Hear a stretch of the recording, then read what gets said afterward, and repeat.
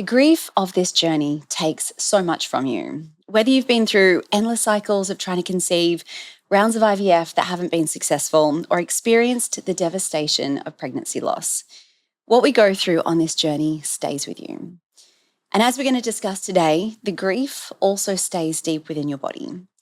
We often think that getting that positive pregnancy test or finally holding our baby in our arms will solve everything. But as today's guest is going to show us, healing is going to take far more than this. Welcome to your journey to fertility. This is the podcast that blends science with spirit to give you all the tools you need as you navigate your fertility journey. I'm your host, Jennifer Edmonds, and for the last 15 years, I've been helping women on their journeys to motherhood and beyond. I believe that combining the latest scientific research along with the best energetic and mindset practices will help you to avoid putting your life on hold and bring you closer to your baby. Each week, you'll learn ways to support your fertility and trust your body so that you can stop stressing that you'll never have your baby and finally walk your path to motherhood. This is the Your Journey to Fertility podcast. Hello and welcome back to the podcast. Thank you so much for joining me and sharing your time with me today. The guest that we have coming up is someone who I have wanted to have on the podcast for a very long time, and we have finally made it happen today. She's come up from another city to join me here in Sydney. Now, you may know Priyanka Saha as the Lily Flower, which is her online presence, and this is dedicated to speaking about her experience with infant loss, pregnancy loss, and living life throughout these experiences. Priyanka lost her daughter Lily when she was 10 months old to a rare brain condition. For years, she walked through the valleys of grief and trauma in every part of her life. Through this journey, she discovered something profound. Healing isn't just in the mind, it's in the body. Her experiences led her to find the power of somatic healing, breathwork, and nervous system regulation, releasing the trapped emotions that had kept her stuck in survival mode, guilt, blame, and shame for so many years. Priyanka is now a trauma-informed breathwork practitioner, a somatic mind-body healing teacher, and an NLP practitioner as well. She is on a mission to bring these practices and practical tools to you so that you can experience deep embodied healing. So whether you are carrying grief, loss, or the trauma and the pain that feels too heavy to bear, then this conversation is going to be for you. Priyanka, welcome. Thank you for having me. I'm so excited to be here. Me too. And it's awesome to do this in person. Yeah. It's just, another level of intimacy with that conversation when we get to do this face to face. So I think excited is probably not the right word to say when I want to introduce you and get you to talk about your story. I'm always excited to be here to talk. I'm always excited to meet the lovely people that I've spoken with for years in real life, and any excuse for me to share Lily is exciting. So that exciting works. That's it. And I think that it is only through our stories and the things that we share that we can allow other people to really feel heard and seen and let them experience true healing as well. Yeah. So would you like to start by sharing your story of Lily and what brings us together here today? Yeah, absolutely. So what a big journey. It's been nearly 10 years. So Lily would be 9 years old. She was born in 2016. And she was our rainbow baby. So prior to that, I'd had a ruptured ectopic pregnancy, which was very, very traumatic. But it was my first experience of entering into the world of trying to have babies. And I had that naivety before that this would be easy and all the things that might happen to other people would never happen to me. So I got this massive dose of life hitting me that not only I thought the ruptured ectopic pregnancy would be it. I was like, okay, that was really, really traumatic and really upsetting. But back then I didn't share it with anybody. My immediate friends knew. I made up an excuse to work about what had happened, and it was a total taboo. Then we went on to have this normal, healthy pregnancy until with Lily, and I was excited, and I was like, this is the redemption. We've been through this terrible time, and that was the worst thing that's going to happen to me, because I still had this bias about my life. And so at 36 weeks pregnant, I was pretty certain that I was going to be like a Pilates lycra, like I was going to have my coffee and jump into my SUV and my baby would have a nanny, and I was going to go back to work after 3 months, and I was working as a lawyer and flying around this country, and I just had this image and I was a little bit smug, I think, too, about how great everything was. And then the whole world fell apart. We went to the 36-week scan, which was a routine sizing scan. There was no indication up until that point that anything was wrong. And, if I'm really honest about it, my body knew something was wrong before the words were spoken, because the silence whilst she was doing this scanning, it just stretched for that second too long. And I remember breaking out into a sweat. It was like I knew something was coming. And then she said, "I'm so sorry, I can't see the brain development that I would expect to see." And it's kind of was the beginning of the end. So everything changed from that point, and we went on to learn that our beautiful baby, who had every of the usual normal routine tests, had a severe and catastrophically life-limiting disorder and probably wouldn't live for more than 2 years. And as it was, Lily lived for 10 months. And in her 10 months, we made a decision that we wanted her life to be as least medicalised as it safely and comfortably could be. And so she did a lot in 10 months. She had her first swim in Noosa. She hung out in Bondi. She went to New Zealand and visited the wineries, did a lot of hiking in Tassie, and died peacefully in our arms at home after only going to hospital for a day. And it was really hard, obviously really hard to do. And we're also really proud that we were able to give her that life, if that makes sense. After Lily died, I was in complete fight, flight, freeze and completely disassociated for years. I didn't really know that I was disassociated because I was so disassociated, if that makes sense. And I started sharing about the rawness of grief and, building an online profile. And I thought that I was healing and doing all these perfect grief healing things. And I was seeing the psychologist and doing the yoga and doing the journaling. And I looked like a high-functioning person, but I couldn't actually feel. I couldn't cry when I was meant to cry. Everybody else would cry over something and I was just like a piece of ice. And I couldn't really laugh in the way that I used to laugh, but I loved laughing. So I was frozen. And I also had a new baby that came very quickly after Lily died. We had Jasper, which was wonderful and healing, but I was also quite disassociated as a mother. I looked on again like everything was perfect, but I wasn't feeling. And where was I going with that? Just sharing your journey. Yeah. Where was I going with that? There's so much in that as well, and this idea that we can do all the right things, and it looks like on the outside, you go and you see the counsellors and the psychologists, and you look like you're functioning, but we're never really taught. And I find that psychology for me didn't tell me this either. That being able to feel your emotions is actually a really big part of healing, and totally. This idea that we're in this freeze or shut down state where we can just kind of cope with everything but nothing gets in or out. And that's fine because it's a coping mechanism and a trauma response that, it's a survival technique, right? It's your body keeping you safe. But then it gets to a point where it's no longer a functional thing. And I remember going to the psychologist after Lily had died and treating it like a project. I was like, right, what do I need to do to make sure that I don't end up really fucked up? She was like, what? And I was like, what do we need to do here? What are the steps? What's the project? How do we sort this out? And I remember her laughing at me and being like, you can't, that's not how grief works. There's not, you do project A and project B and project C. And then when you're in your 70s, you don't have all of these issues.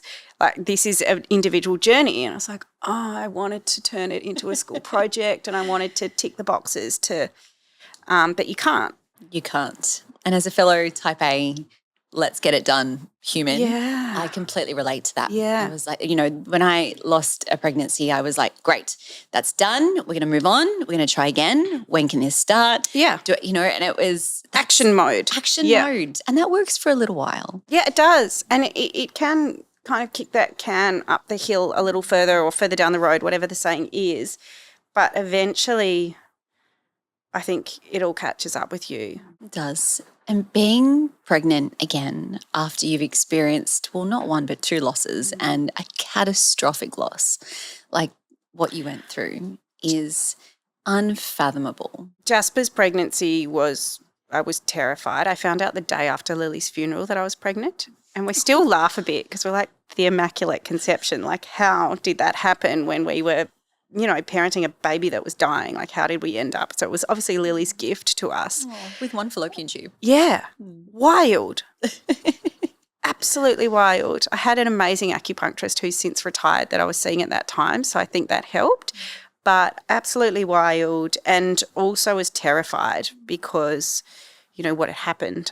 I was like, this can't happen again. We knew we weren't genetic carriers, but I now knew that a pregnancy, it wasn't just getting through 12 weeks.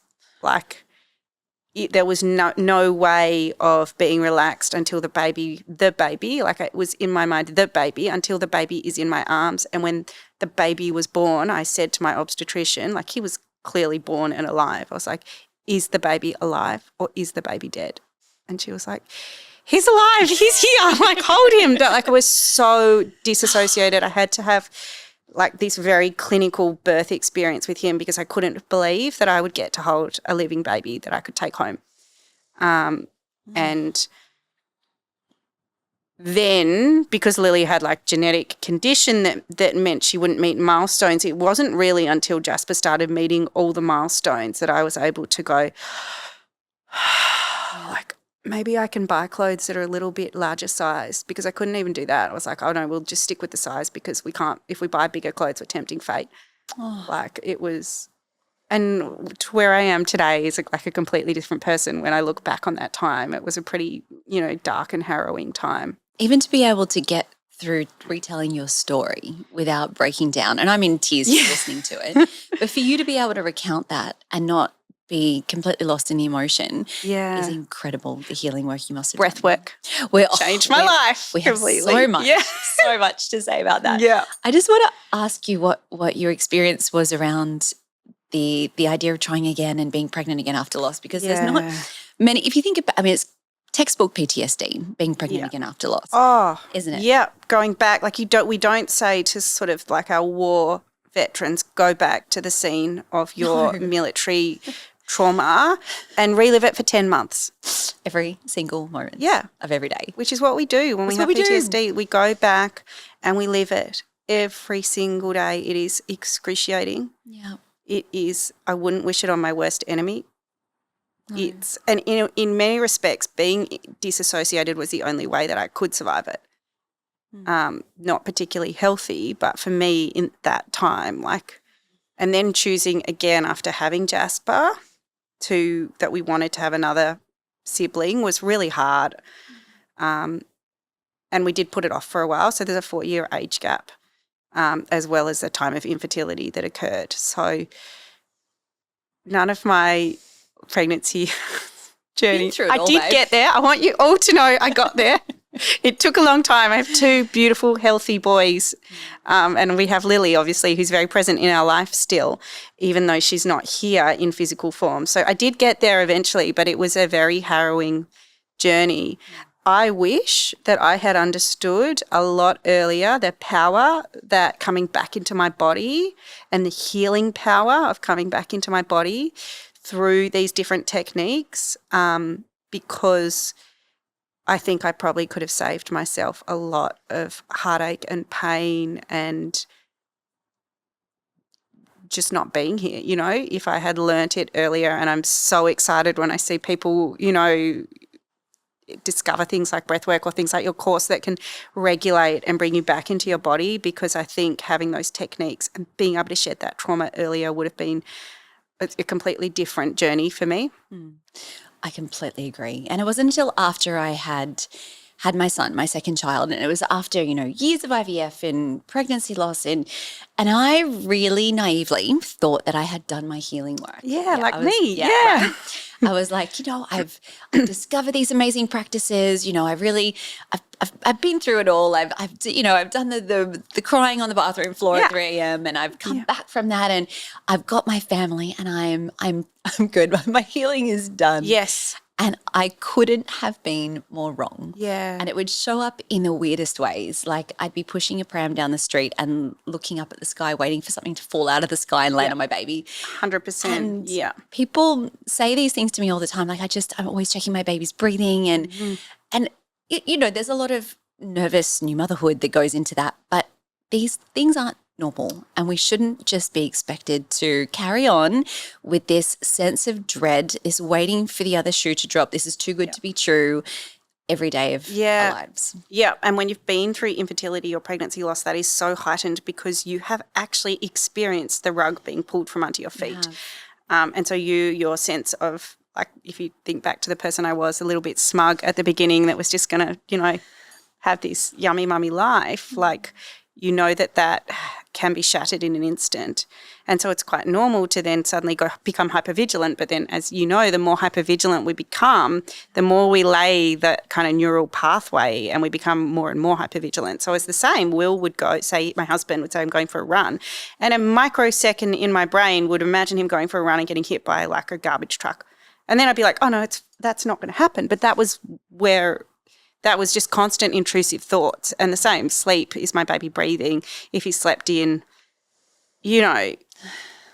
oh, he must be dead.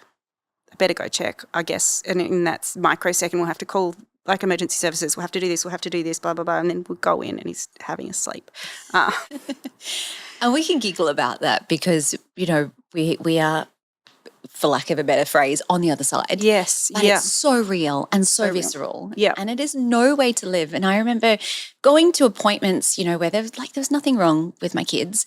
And, something had happened and there'd be a delay waiting to see the doctor. And I would just lose my mind over these little things that were so insignificant. And you just, when you realize that, you think, I'm fine. You're telling yourself all day, but then something tiny will happen and you are completely dysregulated. Yeah. And that isn't the way that we want to live. Yeah, like our body is not in balance, which I didn't realise. I would have these triggers like a snotty nose because Lily really struggled with her breathing towards the end of her life. So if the kid's got a snotty nose in the middle of the night, it would completely take me back, like full PTSD flashbacks. Yeah. But then in the morning, everything would be fine. So I'd be like, oh, well, that's just a thing. And I don't know, but it took a really long time for anyone to say you have PTSD. So I just thought I just had to get on with things. That's something I would really love for everyone listening to this to really hear, because we associate this term PTSD with, as you said, returned war veterans, people who have been victims of assault or in a car accident, natural disaster, whatever it is. But trauma isn't the things that happen to us. It is our body's response to something that they couldn't process. Yes, and as simple as hearing someone blow their nose or kids with a chesty cough. Like we could talk about this for ages, but it's kind of why I don't like trigger warnings, because we don't do trigger no warnings one's going to trigger warn a snotty nose, but like that's my trigger. So so everyone's trigger is so unique that we can't make these mass assumptions. I love speaking about baby loss. That's not my trigger. I can talk about babies that have died because it's not my trigger. Actually, hearing about healthy babies and happy families used to be really, really hard for me, which I think a lot of people can relate to. Yeah. But nobody's ever doing a trigger warning for like the happy family scenario. So it is triggers, post-traumatic stress disorder. You can have it from an ultrasound. Like how many people? That's huge. And there is now like a body of research being collated around ultrasound trauma, but for a long time it wasn't recognised. And even just going back to like the hospital car park of where you may have had a failed IVF transfer or a bad news in an ultrasound can spiral people, but it's not recognised as. Going back to the scene over and over again. Yeah. So you went to the psychologists and you did the quote-unquote work. All the work, yeah. All the work. But it didn't help you on a deeper level. So I had this voice. So I did all the work.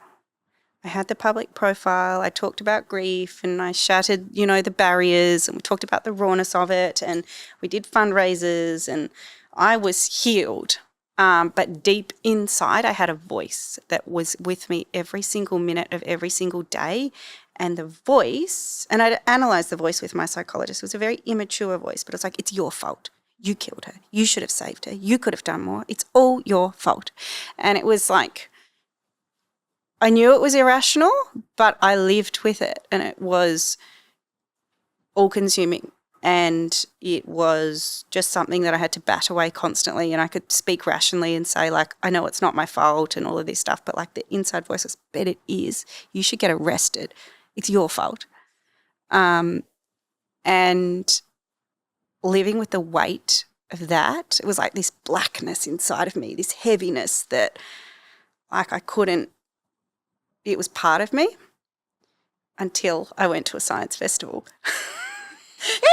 Not where we thought this story was going. Do you want to hear about the science Of course festival? we do. I attended an event. We were living in Tasmania after kind of doing a lot of moving around during COVID with a dear friend of mine a couple of really good friends who had said there's this event, it's on the east coast of Tasmania, let's make a girls trip and we'll go. And one of my friends was kind of working in a similar area to the science festival at the time. And so she had said, I need to go to this event. Will some of you come? And so I paid no attention to what I was doing. Just was like, yep, sure, I'll come, brunch.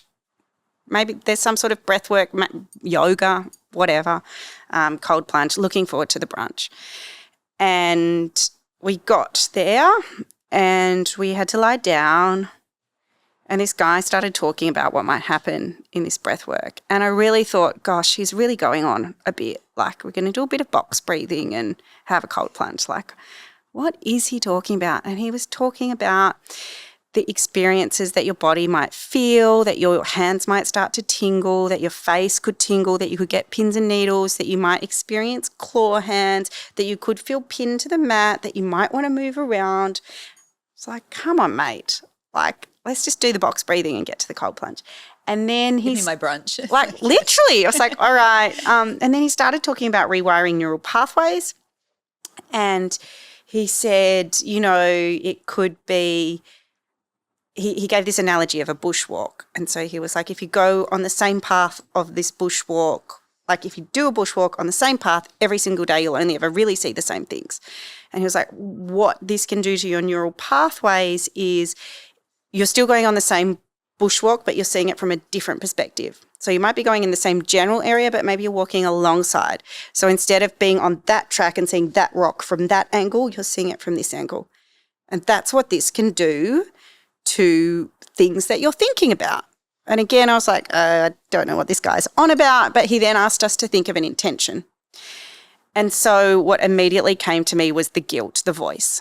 And I was like, all right, like that can be my intention, to try to work on this horrible voice that I know isn't rational or real. And maybe we can shift that.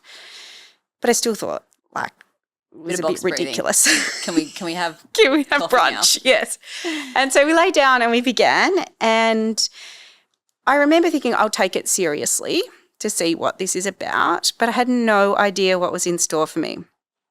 And my body started to have the sensations that he'd spoken about, and my hands started to do this claw thing. And then one side of my body became completely paralyzed to the mat, and I did get a little bit alarmed. And so I was like, something's happening, what's happening? And he came over and his face was like, whoa, this person's going deep. But he was like, you're safe, you're okay, like keep breathing, slow it down a bit. And sort of did some, what I now realise is like the touch that you can do on the arm. And then as it kept going, I had this release, and it was like a euphoric kind of release. And I felt this physical release all over my body of all sorts of things. Like there was so much. I can't say like each thing was attributed to a specific emotion or whatever. It was a whole body experience. And then I felt what I now know can be like a DMT release in your brain. So I then felt kind of high. Like I was lying there like, oh my God, what is happening? And also this feels really good now. And I was kind of in meditation for quite a while, but it all just felt like it happened in an instant. And then it finished and I was like, oh, wow, has it been an hour? Also, what happened? And every one of the girls that had come with me had had this insane experience. And we went and did the cold plunge. in the ocean of Tasmania in winter. And there's a photo of us, and I look like I've been fast asleep for days and hit by a bus. I'm like, oh, it's like no idea what had happened. And we went had brunch, and we were all just like, oh, what happened? Like, what happened? And a few days later, I went and met with him, and I was like, what happened to me? Like, what was this? And that's when I started to learn about transformative breath work and conscious connected breath, and how powerful it can be. And it set in course kind of this next few years of events. But importantly, I didn't realize it at the time. And I don't know if it was like a week or two later that I woke up. And I was like, what is different? And then I realized the voice was gone. The voice that had plagued me for years was no longer there. And sometimes it comes back, but it's like he said, I hear it from a different angle and I know it's not real anymore. So it like might try, it's not as intense, it's not as scary, it's not as real. It's just like a lighter version of it that will probably always be a part of me, but it doesn't rule me anymore. And that is why I can sit here and talk to you about my whole experience without breaking down, because it changed my life. I have chills hearing that story. And I think that everyone who comes to this practice and has an extreme first experience, as you did, as I did, really got to a point where they thought, I need to learn more about this. Yes. And again, back to the type A in both of us, we're like, tell me everything. I want to learn everything. Yeah, like what just happened? That's it. And I loved reading about the science behind breathwork, because there's a little bit of research that's starting to show us how it impacts the body. And I loved seeing some of the studies where brain scans were done of people who were doing transformative breathwork, and they compared those brain scans to people who were taking psychedelic drugs. Yes. And the same areas of the brain actually light up Yes. when you are doing breathwork to when you're taking, psilocybin Yes. or MDMA. And I found that fascinating, and we can't actually explain exactly how it all happens. And I think that's, the whole premise of my podcast is, blending the science with the spiritual. Yep. And I think there's so much science behind breathwork, which is amazing. Yes. And that's very helpful. But when you get to that point, you can't explain some of these experiences. That is the thing that changed everything for me. Yeah. No amount of therapy, no amount of, walks in nature or... And quickly, right? Like that's what I couldn't get over. And I've been doing it a lot for many years now. So that was 3 years ago. But each time that I have a really intense one, it's not just in the moment. Yeah.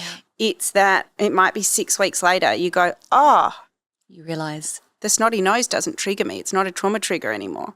And I had a really deep experience more recently back in Sydney when I was doing my facilitated training with Lindsay, where I was actually able to go back to into a memory, which obviously you would only do under a very safely held condition. But I was actually able to go into that memory where we were initially given Lily's diagnosis. And that is the moment that I flipped into fight mode. So I went, instead of screaming, like instead of letting out this like cry of grief, I went straight into, who do we need to see? Who's the best doctor? How can we fix it? Like, my body went, and that was sort of the beginning of me going into a disassociated state. And in this recent breathwork experience, I was able to go back and complete this kind of like, it wasn't like a screamy cry, like it wasn't scary. It sounds weird, I know, but I was able to kind of just let out this like, like it completed it and give myself all this love and compassion, and come back out of it and be like, that kind of completed the cycle, which again, we can't explain how that happens or what that means, but it also probably means that my like ability to go into a hypervigilant mode and to be in like a heightened state, because I've gone back to the start of when it first began. I've kind of collapsed a lot of those timelines, so it doesn't happen as much anymore. And that's the bit where you're like, it's scientific, but there is more. There's a lot more there that they are studying. still don't have the research to show why it happens, but we know through so many people's anecdotal evidence that this works. And I love it because, as you said, it is inducing a similar state to some of the drug therapy treatment trials that they're doing for PTSD, with MDMA and psilocybin. But this is like a completely natural way. And for people who've been through what many of your listeners have been through and who have been through loss, being able to stay in control is really powerful. And with breath, you are always empowered. So I love that. It's very trauma empathetic, if that makes sense, because you can always stop and return your breath to normal. Absolutely. There are two things I think that transformative breathwork has over these transcendental drug-induced states. And the first is that you can stop whenever you want. You know, it's not like if you have a bad experience where you've got to wait until the drug kind of wears off. Yeah. And the second thing is that these experiences that you have, you get to own them. Yeah. You don't look back and say, oh, it was the hallucinogenic drug that helped me. Yes. You get to go, this was me. This was me breathing. Literally just breathing. Just like breathing. we all do it every single day. Yes. Yeah. And how incredibly empowering that is for someone to say, I was able to heal myself. Yeah. That's what I absolutely love about these practices and why I include them in all my programs and cannot speak more highly about it. So Yeah. I find that it took me we both have the same breathwork practitioner that we learned from, that we did our training through, and she is absolutely incredible. It was a while, I had started breathwork well before I found Lindsay, and I think it took me a few goes of kind of hearing how it all works from different people to kind of really understand it. So I think for anyone who's listening to this, they've heard me speak about it a whole bunch of times, but sometimes when someone else explains it, it makes more sense to them. Yes. So I would love to hear from you how you think these practices help resolve trauma within the body. Big question. Big question. And I think what I have really learned, so obviously there's the technique. So we've got this, it's not a normal breath. It's not the kind of breath that we would be telling people to go around to do in their day-to-day life. But when we're doing this conscious connected breath, it's a circular breath. It has the ability to put your thinking brain offline. And when you have that thinking brain offline, many of the things that in your day-to-day you're suppressing in your subconscious can actually be free to come out. And so this can be used like not just for trauma or treating grief or emotional release, but also for creatives. You know, people have found the ending to the book that they have had writer's block about for years, and it's come out, and it was in there all along because we have it. So we are allowing our body to the freedom and the space to safely let these things out that we've been pushing down. I don't want to think about that. I can't deal with that. I'm going to push it down. But unlike talk therapy, where you really need to process and talk with the breath, you allow it to kind of come out, and we don't talk about it, and we let it out. The body processes it and it comes out. And I think that connection between the mind and the body and finally creating a safe space for what it's been holding is where the magic happens. And we all know, like, when you're stressed, we hold ourselves like this, like we feel it in our body, and your breathing starts to become shallow. You might, like, you know, your tummy starts to tighten. You can't eat, or you want to eat, like, it just depends. We have a physical response to it. But for some reason, medically, therapeutically, for a long time, we've tried to disconnect the body and the brain. But once you start to put it all together, it makes sense. You're like, okay, we have this body that is holding everything and we're ignoring it. And what I have kind of learnt, particularly with people who have been through loss, baby loss, pregnancy loss, grief, birth trauma, that before we can really get to the deep work, we need to create a space of safety. So what I'm doing with many of my mamas in my community is I have like an online program that I take them through, and we spend a couple of weeks really just getting safety back into the body. So it's about gentle practices to feel back in your body, becoming aware of your body, starting to feel safe with a deeper breath, even just noticing where you are, so that when you come to do the transformative breath work, you're able to get the most out of it because you're not holding back. Because a lot of people come to it and they're like too afraid to let go because they're afraid of what? might come out. So we need to create a safe space before we go there, so that people can then be like, okay, I'm safe, I know what's going to happen, and I'm going to open it. And the idea of giving up control is scary, but when you do it in the breath, it's not scary at all. So it's just about letting that brain let that go. And when you do it in the breath, the way that it comes out, like I said before, it's not like I came out and had to re-traumatize myself. It just came out in this overwhelming release. That's the thing that I really want people to hear, that it is not about reliving a certain memory and coming out of this experience being re-traumatized. No. And that is why it's incredibly important to work with someone who is very trauma-informed and trauma-trained, because we know how to approach that experience in a way that feels really, really safe. But I always say to people, if something comes up within your body, our thinking brain comes back on and we're like, oh, okay, what is that related to? I've got to, that's because of this and it's from this particular memory. Like I've had experiences where I have hysterically laughed for like 2 hours straight, and other times I have been sobbing and inconsolably upset. Yeah. But neither, they're very extreme and there's a million things in between, but it never feels unsafe, and it's not like you need to say, I'm laughing because I've remembered this, or I'm crying because... It feels good when you laugh though, doesn't it? You're like, this feels good, but the crying also feels good. But that feels good too. Yeah. And it is about safety, I think, which is why I decided, and like why you probably decided as well, to train and study in this field, because I knew that for my community, most people have, really lost a baby at some stage of their fertility, pregnancy, childhood, at some point in their journey, that big things can come up and we need to put safety around it, and we need to do it in a trauma-informed way so that we can hold people safely. And as you said, like not allow it to kind of become out of control, or that you just get pushed out on the street after you've done your little breathwork course and you're like having a big experience. We need to give people time to process and to navigate that integration process afterwards. Oh my goodness, I love this conversation so much. I have a couple more things that I want to ask you about, and that's sort of like the next little step. Like, if someone is recognizing themselves in a lot of these things that we're speaking about today, and they think, well, I don't know where to go and find a breathwork practitioner. I'd rather do it in person. Like if doing it with someone is important to that person, like what's the first step that they should take?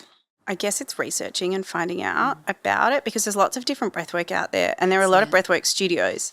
Yeah.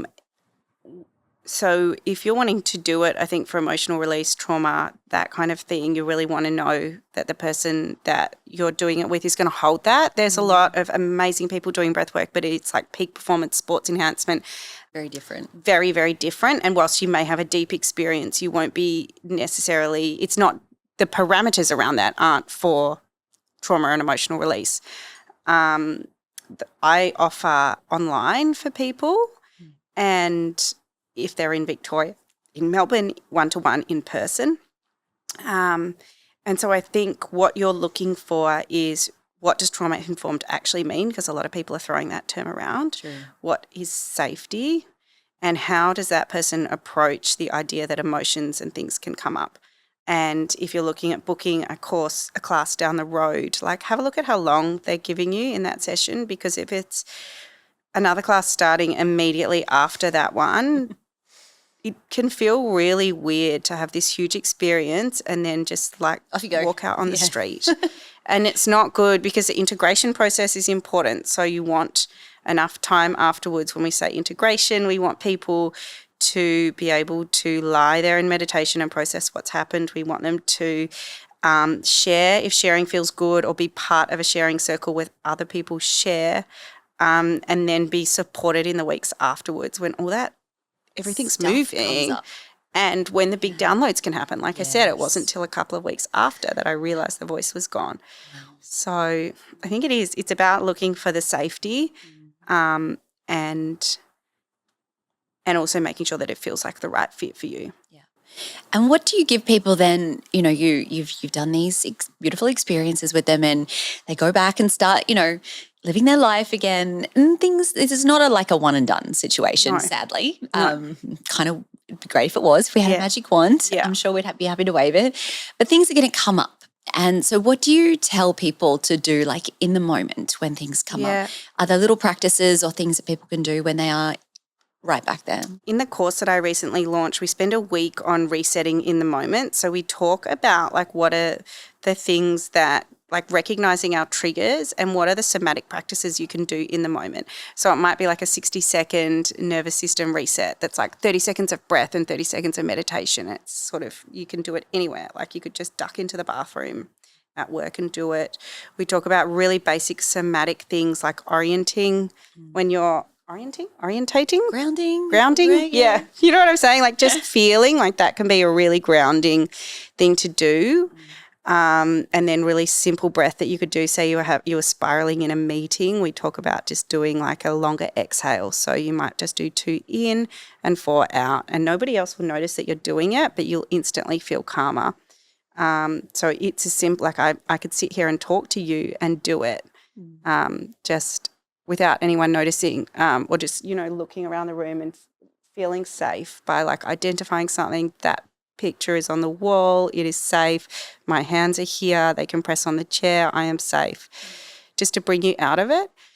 And as you said, it's not a one and done, so you might do a big transformational, but then we might give you some functional breathing, some daily techniques to take away with you that you can do every day that might be around poor sleep or feeling more energized in the morning, and like simple pranayama practices and things like that you can keep doing to really start to improve. And I have found that I will do, you do many of these over the years. So you might do your functional daily techniques, but then it might be every 4 months you feel ready, or it might be every 6 months, or it could be 8 weeks. What you do need to give yourself enough time for the integration. But each time I do one, like something shifts or another layer shifts. Like I said, that really insane experience recently of going into a memory, which you would not do in the beginning stages of breath work, but I was ready and it was a safe space. I didn't think that was something that I would ever get to experience, but